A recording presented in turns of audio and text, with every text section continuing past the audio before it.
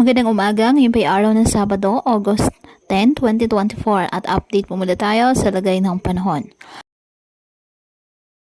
Ayon sa pag-asa, patuloy po na nakakaapekto ngayon ang southwest monsoon o habagat sa Luzon at western section ng Visayas at Mindanao.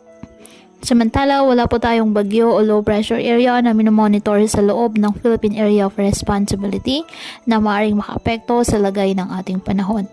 Ngayong araw, dahil po sa nasabing habagat, nasaan ang bahagyang maulap hanggang sa maulap na halangitan na may kalat-kalat na mga pag-ulan at thunderstorms dyan sa Western Visayas, Negros Island Region at Palawan. Kasama na po ang Kalayaan Islands.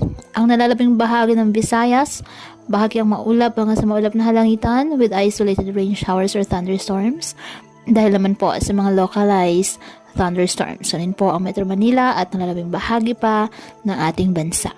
Kaya patuloy po natin na pinag-iingat ang ating mga kababayan sa banta po ng mga pagbaha at pagguho ng lupa, lalo na po kapag may malalakas na ulan, at ugaliin na magdala palagi ng payong o kahit anumang panangga sa ulan sa tuwing lalabas po ng ating mga tahanan. At yan po muna ang update sa lagay ng panahon ngayong araw. Muli patuloy po tayo na mag-ingat at palaging tandaan, God loves you. Stay safe and God bless.